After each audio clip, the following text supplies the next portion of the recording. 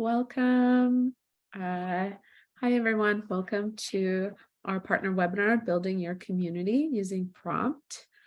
We're excited to bring this to you with partnership with Stratcom and Prompt.io team. We'll be starting the webinar very shortly, so hang in while we wait for a couple more folks to join. Excited to have you on board.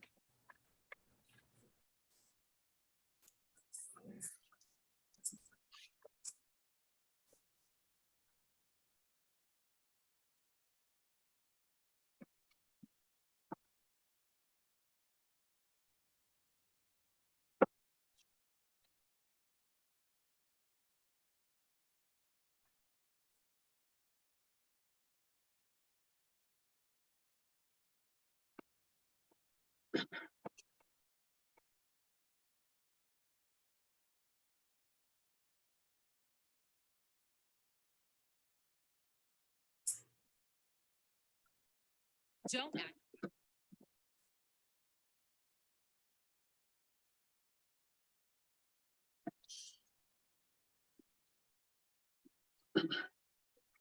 Hi, everyone. Excited to have folks join. We're just giving all the attendees a couple minutes to join. Welcome to Building Your Community Using Text. We'll be presenting with Prompt and Stratcom teams this evening. Excited for you to join and learn all about texting and community and membership to building through text. So we'll be starting in just a few minutes. So enjoy the jazz music and feel free to introduce yourself in the chat.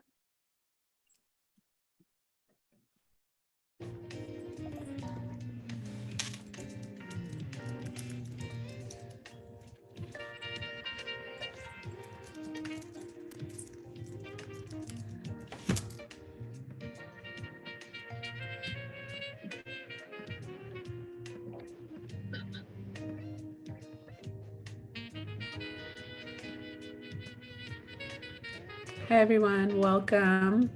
I see we're getting some couple more folks in.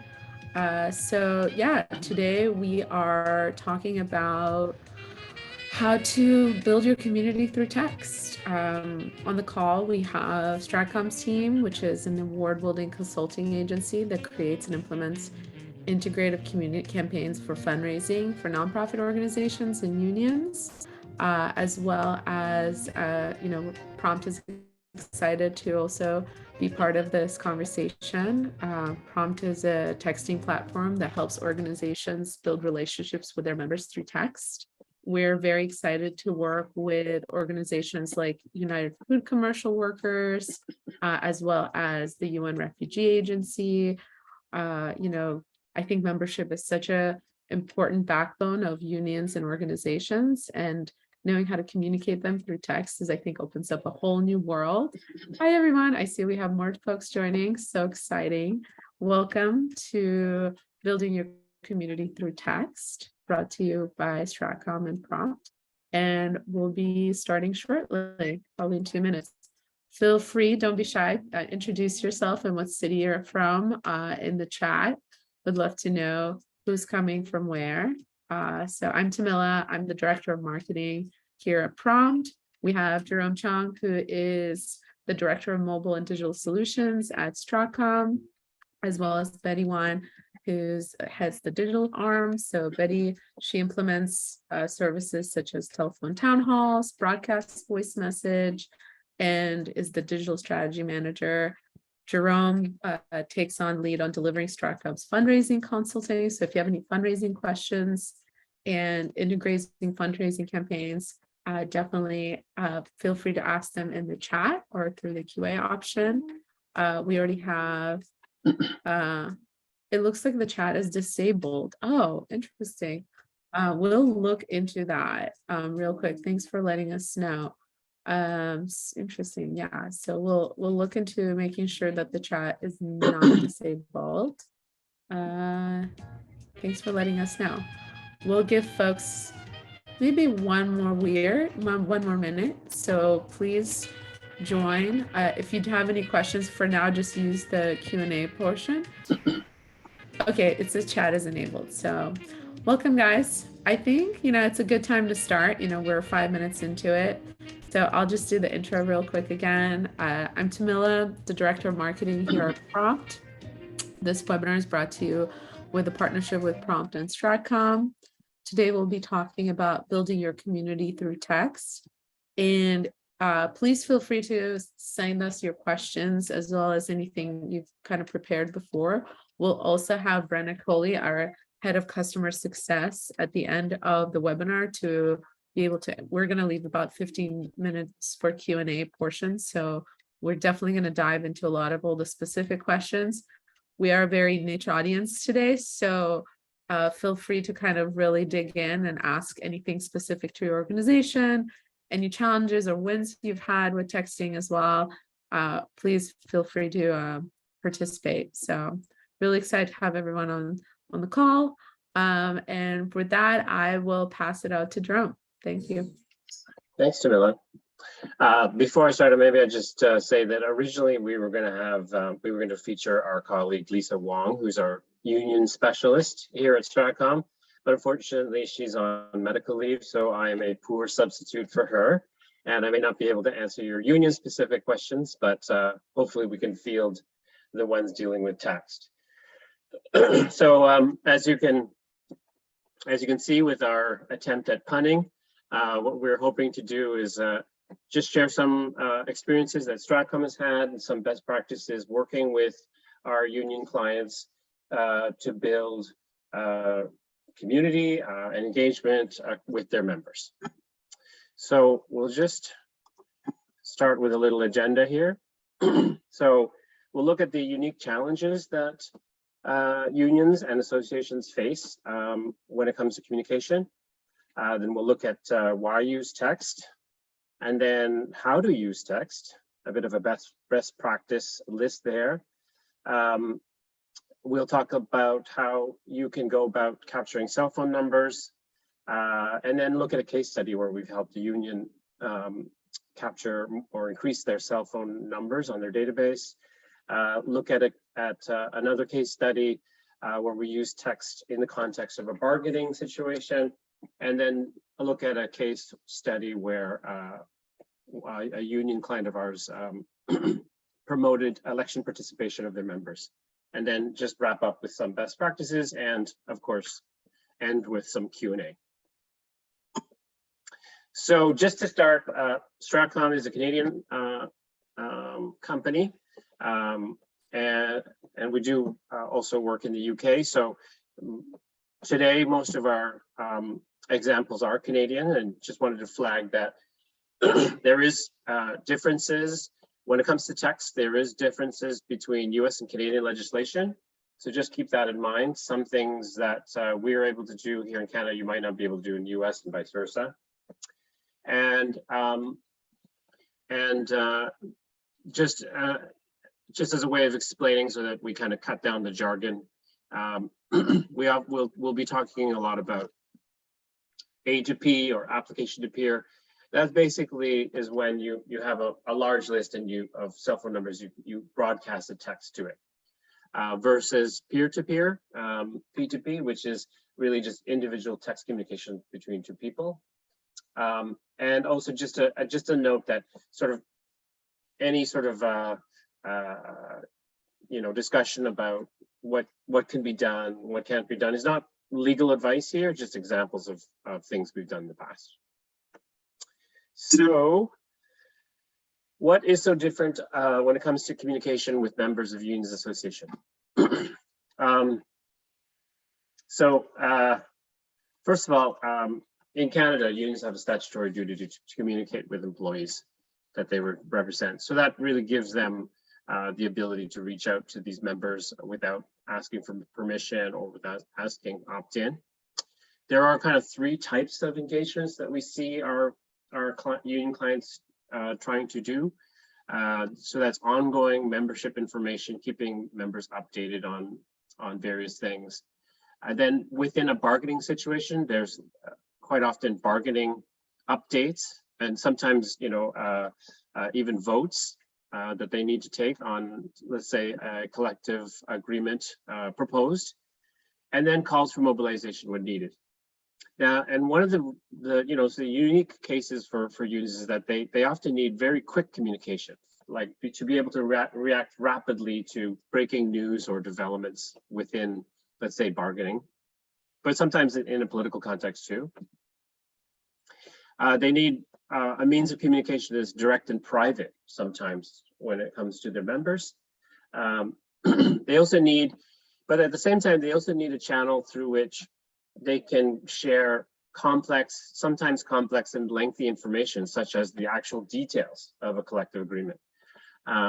They also need an interactive channel because, as you can imagine, some members may not fully understand or fully appreciate what is being shared with them. So having the ability to explain things and or to answer specific questions is very important as well. And of course, to build that community, to build that solidarity, unions need to build trust and rapport with their members. So let's compare text with some other channels when it comes to these things. So direct mail obviously is it's a way you can share quite lengthy and complex information, but it tends to be slow and it's definitely not interactive.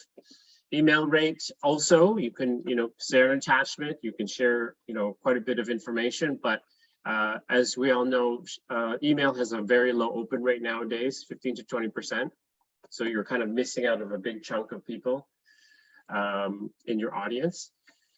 There's the broadcast voice message, which is inexpensive and quick, but it's fairly limited. You're talking about a 30 to 60 second recorded message, and the amount of interaction is very limited there.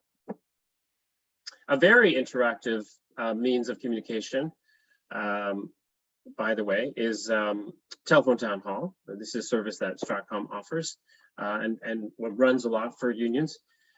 So it's a bit like a live radio show with a private audience, right? It's basically it's like an enormous conference call, but it does require advanced planning, right? Planning the format, the content, etc., inviting people, setting a date when it would happen. So it's not super flexible or kind of good for sort of rapid response. And then there's live calling. Live calling can be kind of set up and run quickly, and you can actually change the script with live calling on the go. But and so it's very interactive. You can definitely sort of answer many questions that people have, but with pickup rates nowadays in Canada, at least, you can only really reach about 50% of your list. I believe in the US it's even lower, maybe 30% of your list. So it tends not to be a great way to reach everybody.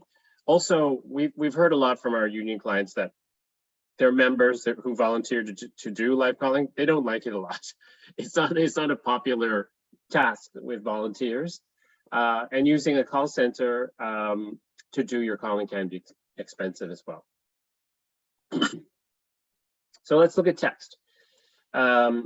Text, one of the great things about text is that it has a high read rate. So we know that about 95% of or more of the text that you send will be read. Just think about your own text inbox and think about how many unread texts you have in there. Text is a very immediate channel, and it's very direct. When you're highly likely to be able to reach the member that you're targeting than some other resident of a household, for instance, answering a landline. We often find that when we send a text, people respond in minutes, if not a few hours. So it is very immediate. It's also very inexpensive, right? Just pennies per text to send. And it is very quick and easy to set up to broadcast. You could kind of set it up within 4 days or so at the fastest. And the great thing about prompt, I'd say, and this is one of the things that we like about prompt, is that there is a seamless transition between A to P, or text broadcasting, to P2P. So you can actually broadcast, but where people might be confused, have questions, or want to comment or get into a conversation, you can actually have live agents standing by using prompts. Great sort of peer-to-peer interface to answer those questions. But at the same time, prompt has all these automation features, right? Automated keyword response. So you can actually set up a predetermined script. For instance, if you wanted to share like the contents of a collective agreement, it's easy to sort of set that up so people who want to read that, they can follow the scripts, use the keywords, and then access the document or the information. So that's what's great about prompt, is that you can, one live agent can handle many conversations, but a lot of those conversations, 80% perhaps, can be handled through automation. So it's got that both of those benefits of highly personalized conversations, but also the mass communication functions with automation. And then again, it can be very interactive with the live agent tools, and it is very intimate and personal. Like SMS text, really, like if you look at your own inbox, you're probably looking at messages from family or friends by and far. It's not really a channel which has been super commercialized yet. So it does tend to be a good channel for that intimacy. And our clients often tell us, and this is both like our union clients, but also our nonprofit clients, that when volunteers use prompt and act as live agents, they really enjoy it, and they get into a lot of great conversations with other members or their donors. So I'll give this one over to Betty to handle. So how to use text. Sure. So sort of tips on how to use text. So in terms of crafting your messaging with when you're sending text, it's quite similar to crafting email. It has its own language and cadence. So you want to strike the right tone and voice in your messaging. So oftentimes you may want to be a bit informal, because even if it is sort of an open broadcast, it does feel more intimate, as Jerome said earlier. So you might want to sound a bit informal, but perhaps for your own members or your audience, that may not be strictly right for you. So it really depends on who your audience is and what makes the most sense. It's, when possible, great to personalize messages, even if it's a bit of a broadcast. You're sending or casting a wide net by inserting variables, using variable fields. So whatever information you have on your audience, so like obviously addressing the text by inserting the individual's first name, that's a basic one. But other information, like if you need to verify address or things like that, kind of personalizing the messages by inserting those variables, that helps the messages feel more personal. You also want to keep your messages sort of on the shorter side when possible, because longer messages we do find can be a bit disengaging for the recipients. And if you do want to sort of share or disseminate longer form information, you can use links to landing pages that have the sort of lengthy information that you do want to kind of share with your audience. And when you're disseminating links, we do recommend that you, if possible, use vanity URLs, which are recognizable, so from your own website, as opposed to something like a bit.ly or a Google URL shortener, because that can look a bit spammy to the recipients as well as carriers. Also, and this is one of the features that folks we work with like prompt for, which is the ability to use automated keywords and the pre-written response scripts that agents can sort of select, which can sort of be responsible for the bulk of the communication that you have. So you kind of know the line of messaging that their audience is going to be receiving, even though it is somewhat personalized.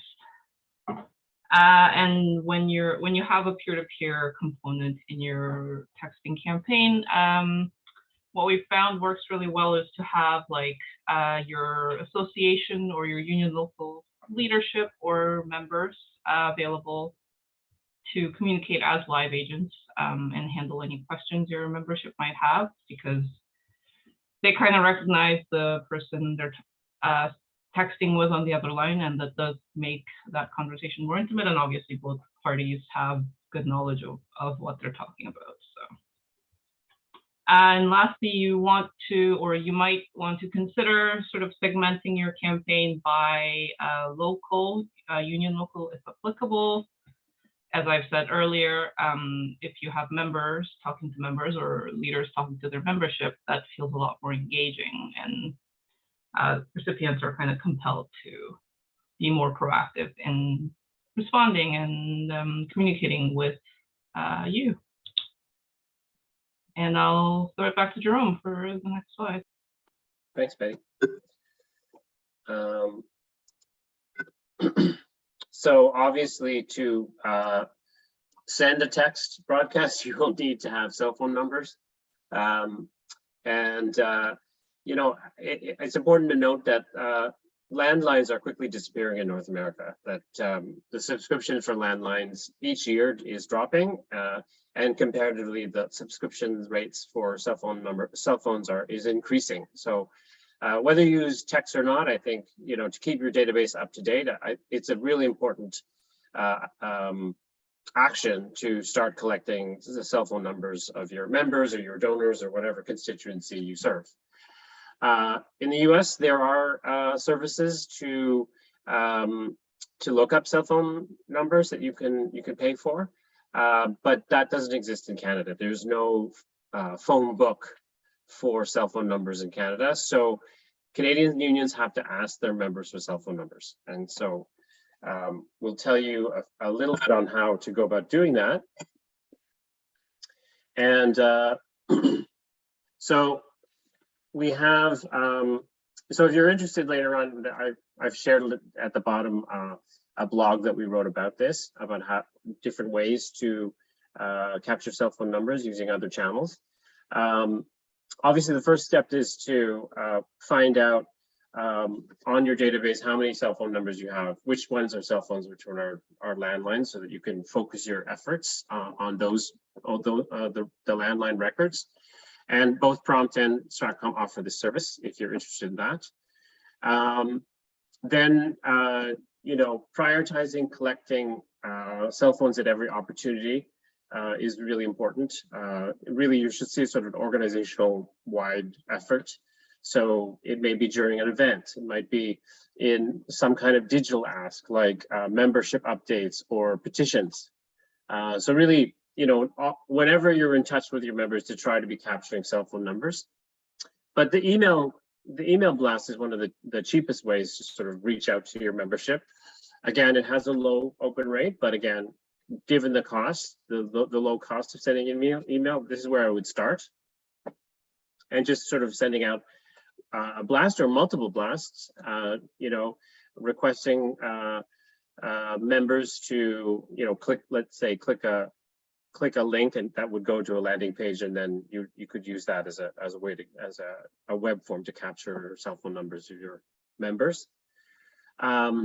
Also, you know, remembering to include the cell phone number field on all forms that you have throughout your organization, whether it's online ads, whether it's in your direct mail, or on your website. It's important to remember to add that.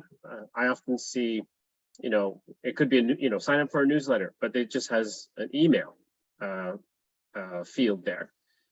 It's important to add a cell phone number field there, and specifically to say you're looking for the cell phone number or the mobile phone number, not just the landline. We also use short code to as a way sort of to offer a way for people to send their share their cell phone number in an inbound fashion. So this is a short code that you might promote on a poster or signs, right? And people can text the 5-digit code and share their cell phone number. You can do that on your website or any kind of sort of display advertisement. You can also ask members to share the short code to send, text update to, excuse me, to that number. Share it between members, like so that you're asking members to help in that effort to capture the cell phone numbers of their friends or colleagues. We've also used broadcast voice message. So this is a recorded voice message that's sent automatically to people's phones, landlines, and asks people to provide the cell phone numbers using the keypad, and that that has been successful, and you'll see that in the case study later on. And of course, if all those other methods sort of fail, you can also try doing live calling with volunteers or a call center, just to call directly to people who have yet to share their cell phone numbers. But of course, this is more involved and tends to be more expensive. So I would leave that as the last method to look for cell phones after you've completed these 6 other ones, since those will be less expensive for you. So let's go to our case studies. And as I said, there's one on cell phone capture.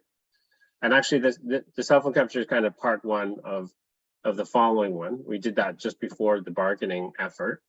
And then one where a union was encouraging people to participate in the election.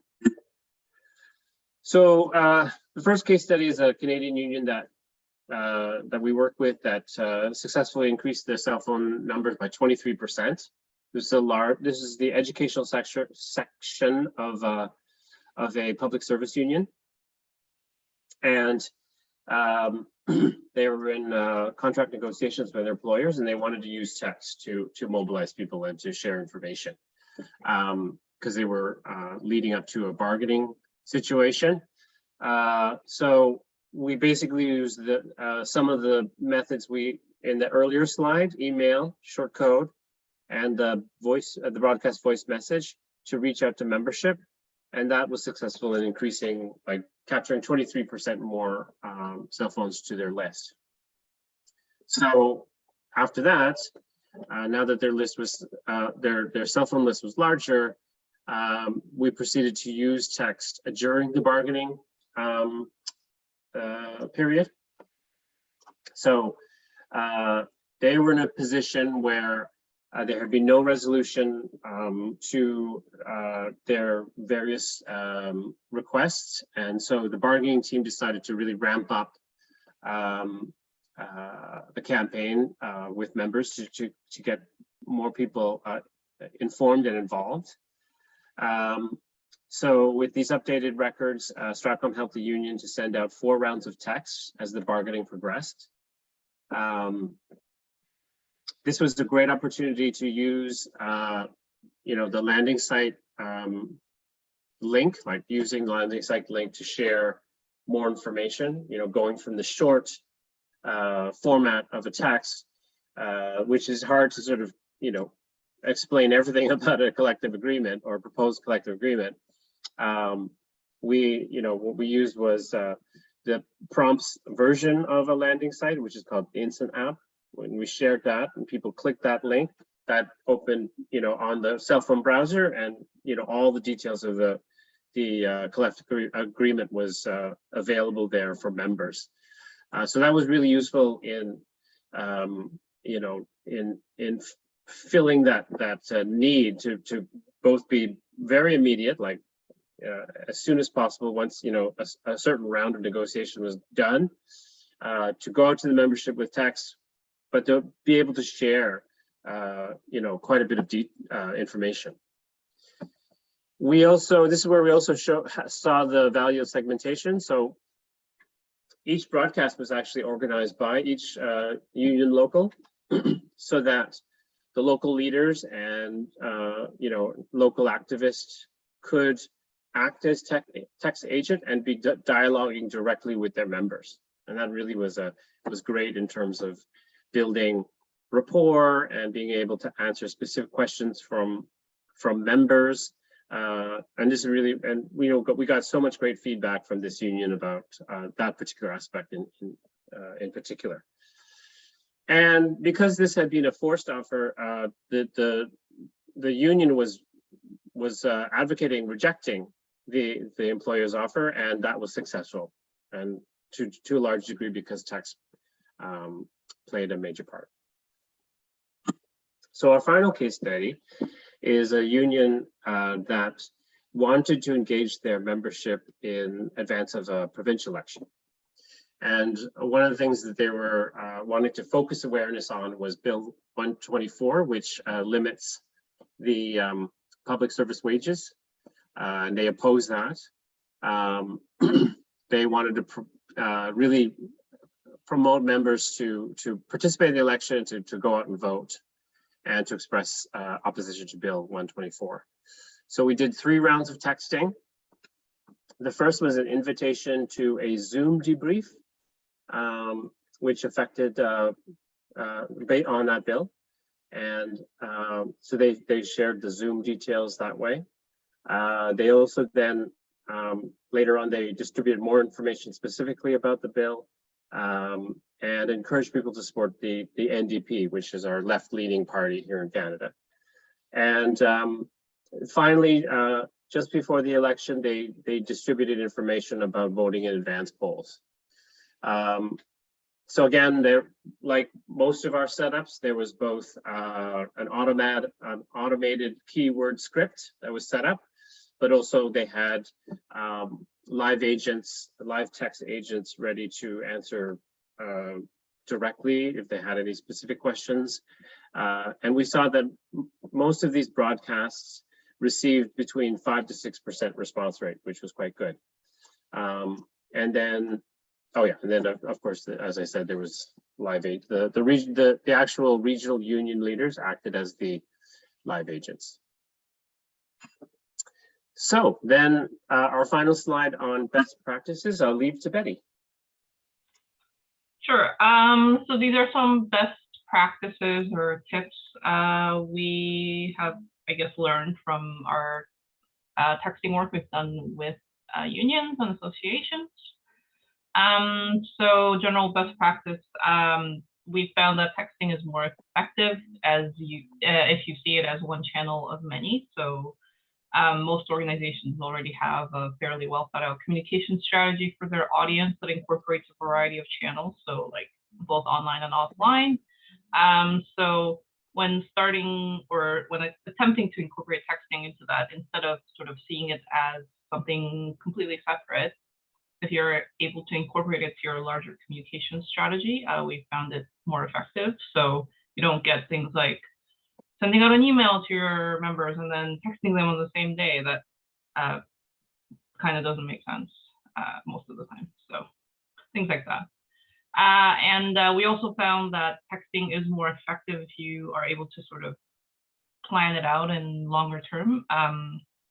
So in one of the case studies Jerome mentioned, that you saw that there were multiple rounds of texting with around the same campaign, but with different messaging to kind of call members' attention to different things throughout. So we found that having that multi-step or multi-process engagement plan can be more effective for the audience over the course of a campaign or whatever you have going on that you want to call attention to with your members. We also find that sort of doing texting on a semi-regular basis does make your members more comfortable with the idea of you as a union or an association texting them.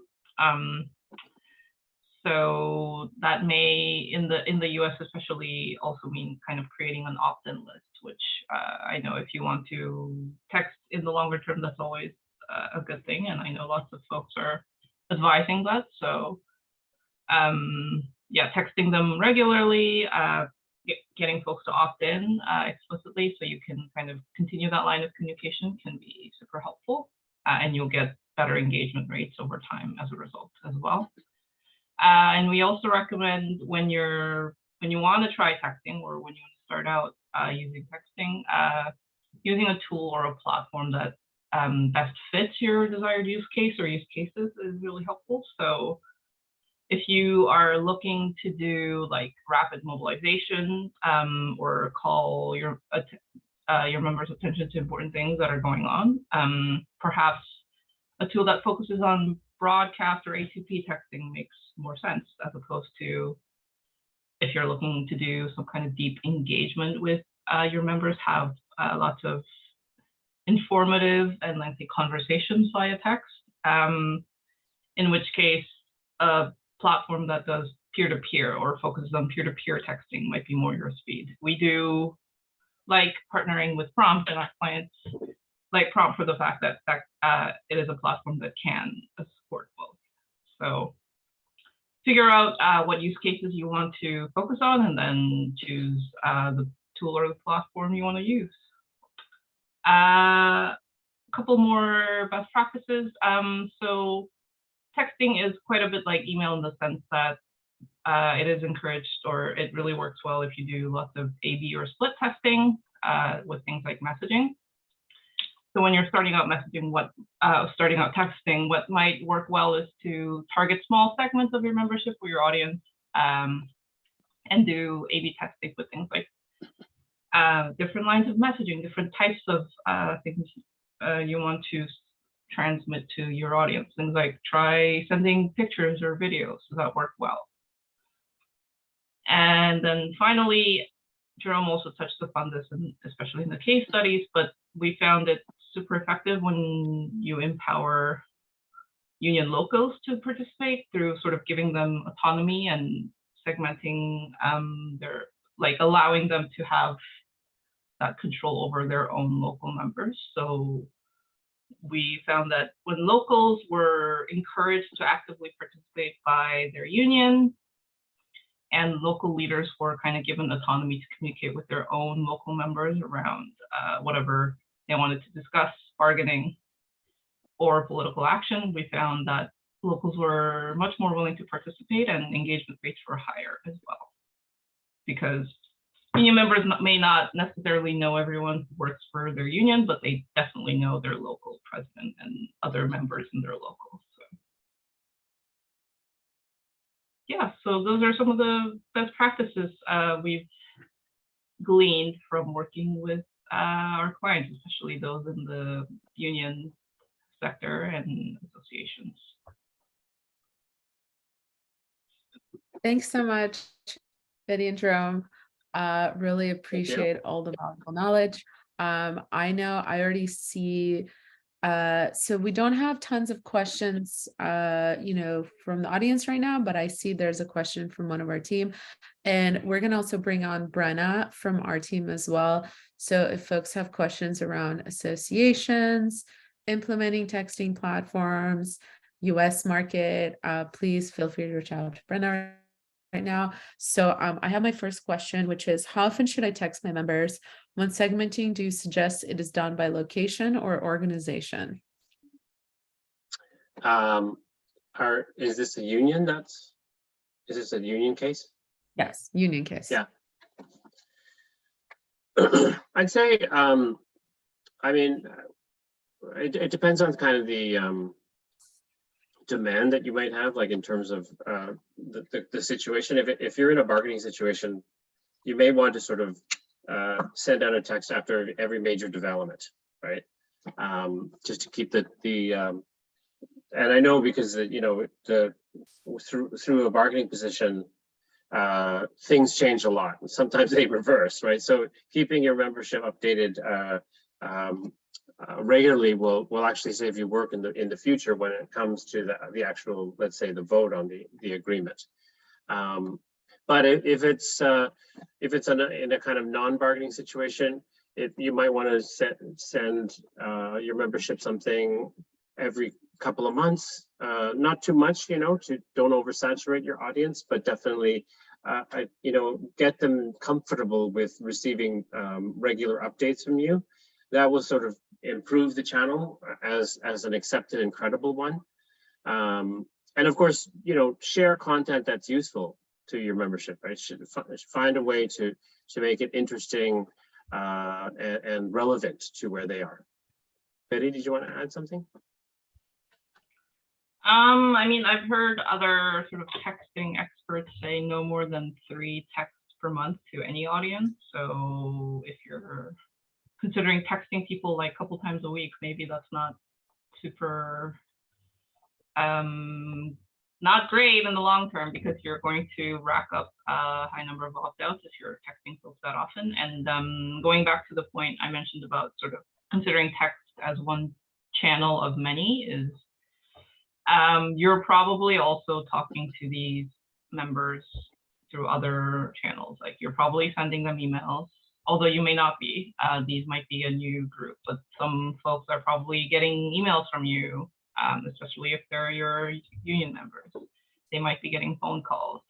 They might be getting physical mail, I don't know, but it's sort of helpful to know your audience and what other channels they're being communicated through, and then kind of stagger those lines of communication so that, like, they don't see a text and then they see an email and then they get a piece of mail, like all in the span of a couple of days. That might feel a little bit overwhelming for the recipients. So yeah.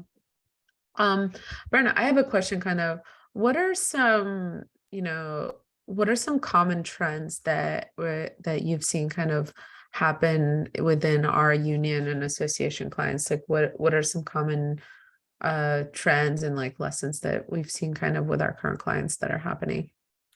So there's a couple different types of trends that we're seeing right now. So one of them is directly tied to what we're just talking about, frequency of messaging and segmentation.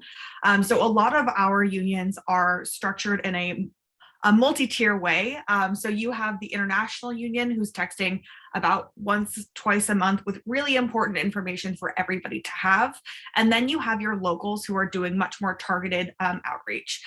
So one really important thing, kind of tying back, is really thinking about what is the most important message that you have going out this month and prioritizing texting as the channel to use for that particular communication. Because as Betty and Jerome were talking about, the highest read rate you're going to have is via text message. So making sure that you're using that for the best communication you have for the month is really great, because it's going to get in front of the most eyes. Additionally, with that segmentation, it's about figuring out what does that particular union member want to know about most importantly. So if you know that they're very interested in additional trainings, text them about that additional training that's happening. If there's a very important local initiative happening that month, text them about that. So identifying not only just like this local, but within your local, what do individual members care most about? And you can do that survey via text message. Like, what do you want us to text you about? So you can figure out how to be using texting. In the greater world of texting, one of the most wanted and desired thing is video text messaging. So we are currently doing video compressions for our union members to be able to send out 30-second updates. So a lot of our locals are doing kind of a high level, this is what we're focused on this month. This is what we're focused on this quarter. This is some high level details about our upcoming negotiation, to be able to send that via text message as an exposed video. So it's right in your text thread. You can click play and watch that. That is something that's really in high demand right now from our unions and associations and political organizations. Everybody wants to be doing that. Prompt will be having a release later on in mid-October that's going to make that part of our platform. But in the interim, we're able to do those video compressions for folks to get them out sooner.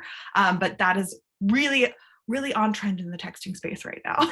Cool trend. Exactly.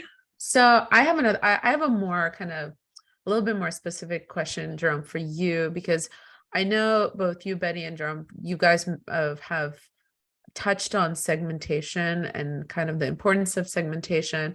So I would love if you could just kind of explain to us, why is it important to segment? And then if you have never segmented your audience before, where do you start, and like how do you kind of wrap your mind around segmentation? Well, I think it starts with the premise that the best engagement is one is that is as personal and customized as possible to the audience, right? Because you want to be as relevant as possible. And so one advantage of segmentation is to be able to use customized scripts or personalized scripts with that audience. It may be based on a standard script that you're sending to all audiences, but you might tailor it a little bit to be more specific to that audience. Maybe drop a detail or something in the message that references something local, right? And the other advantage with particularly in texting is that if you can get the union leadership or activists from that particular local to act as the text agents, if everybody knows, like for instance, Bob is my shop, my shop steward, and the text broadcast comes out, somebody is confused and asks a question, and then Bob, responds, right? Then that is very, very, that's hyper local, if you will, that's hyper personal.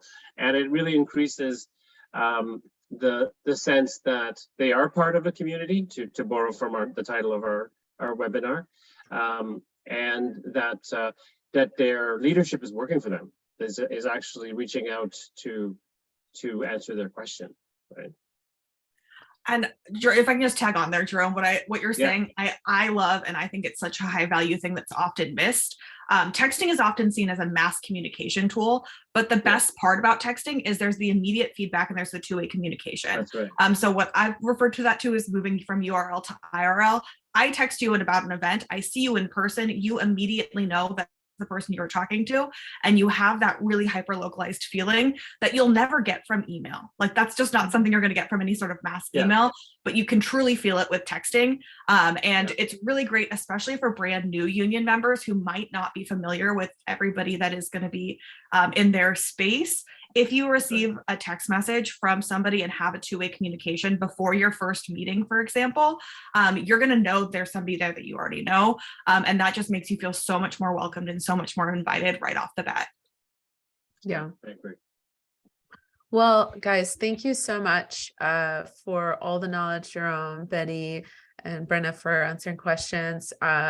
This is a very meaty topic, and I think there's so much value in using, hyper localized, very immediate form of communication to build long-term relationship with your membership groups as well as your organizations. If you guys have any more questions, especially for Canadian unions, please reach out to Jerome or Betty. If you have any questions around prompt or any questions about US markets, feel free to reach out to Brenna at prompt.io or Ali at prompt.io, and we'll put that in the chat on the right as well. Again, thanks again, folks, for attending. I really appreciate your time, and we'll see you at our next webinars. Thanks. Bye. Thank you. Thanks, everyone.